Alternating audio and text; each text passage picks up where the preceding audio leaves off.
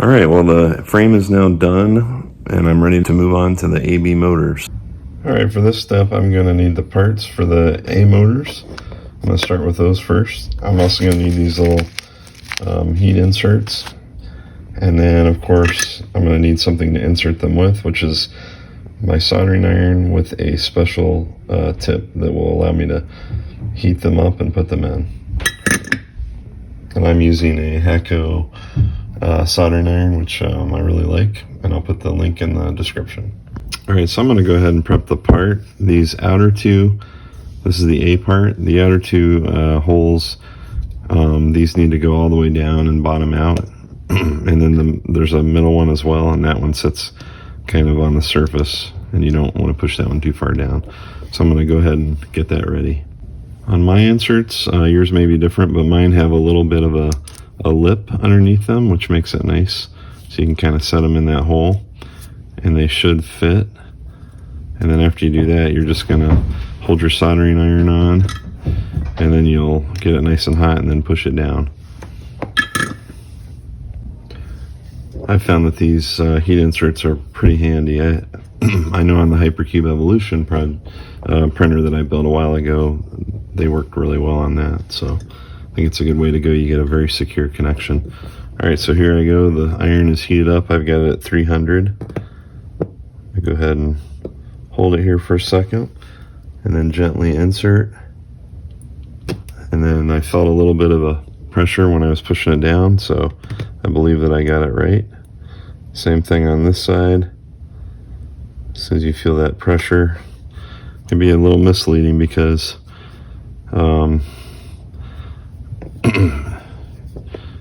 it is pretty easy to overdo it. And this one I'm just going to leave on the surface. Okay, that's all there is to it. There are other techniques for doing this. I know in the past I've used a M3 screw, heated it with like a hot air gun or a lighter, and just pushed it in that way as well. But this way with the soldering iron's a lot better. Those went in pretty good. There's another part that needs a heat insert related to the A motors. I'm going to go ahead and do that now, even though it's a further step ahead since I got the iron out. So this one just sits flush. There we go. And I'm also going to rinse and repeat for the B drive. Might as well do those all at once. B drive is the same as the A drive, just mirrored pretty much.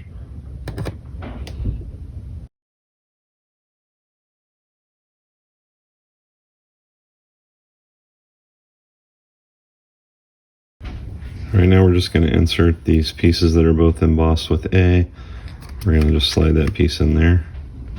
And for this next part of the assembly, we're going to need a spacer, 2 of the M335s, 6 of these bearings, and then these shims.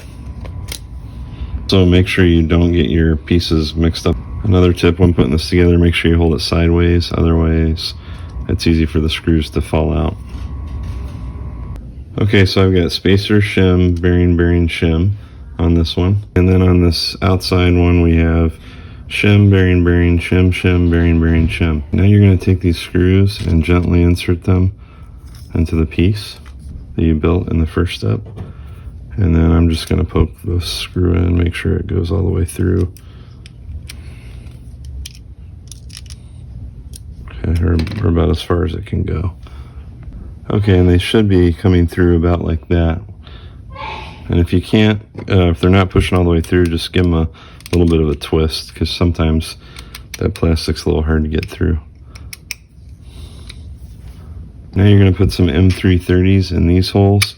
These are going to go into those pieces that we tapped earlier, or that we heat inserted earlier. And if you're having a little trouble, you might need to ream it out a little bit, because sometimes the plastic can get stuck in there.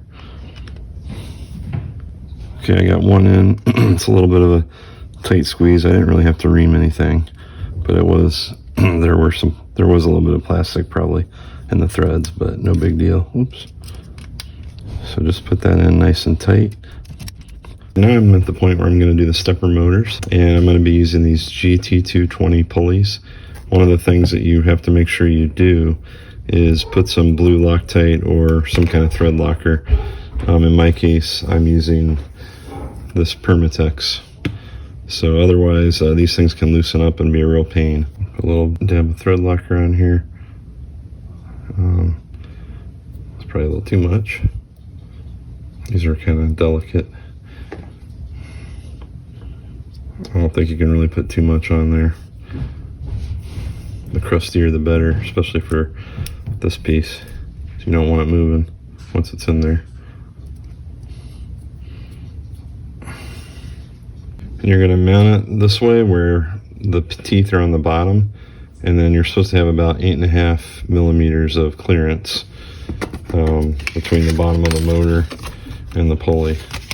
So you might have some different ways to measure that, but you want to get it as close as you can. And now you're going to measure out 8.5 millimeters from the bottom of the top of the motor, or I'm sorry, the top of the motor to kind of the top of your flange here on your pulley. That's pretty close. So for me, it's almost flush with the top of the shaft. And then make sure that you screw one of your grub screws into the flat side, and then the other one can just go wherever. And again, make sure those are nice and got a lot of thread locker on there. Mine was kind of oozing out, but that's okay. And I just wiped off the excess. And next up, I'm going to use some M335s to secure the motor to the plastic mount. One thing that I also recommend is putting your wires, have them stick out the same as this piece. I didn't see it in the manual, but I did ask, and this is the way you want it for the wiring future. If you don't do that, you're probably going to have to come back later and adjust it. So definitely something you want to do now. I'm just poking mine through first. Then after I do that, I'm going to try to line it up and sink them. One thing you might notice here is that there is tension adjustment. So there's going to be that nut that we put on here in the next step, and it slides it back and forth, and that's what helps tension the belt. The manual also says not to put these super tight, because if you do, you're not going to be able to adjust the tension, which makes sense. So I'm just going to get them in there where they're finger tight and probably back them off. Something else to check while you're at it is make sure that your pulley is not too far low or too high, so it should line up with these two. And then I'm just going to screw on this piece after that. Hopefully your printer did it well. You can see those screws kind of adjusting a little bit as if I go tighter, so I'm going to leave it kind of loose for now. Okay, the B drive is going to be just like the A. I'm not going to go step by step because it's pretty much the same thing, but mirrored. All right, and here's what the other stack is going to look like. Okay, now I've got the B motor done, and as you can see, it's a little bit different. The teeth are on the top side. The other thing is the distance was around 17.5 millimeters. I actually had to lower mine just a tiny bit so it would line. And then once again, make sure that your wires are coming out on the same side as this piece. At this point, the AB drives are done, and they should look something like this.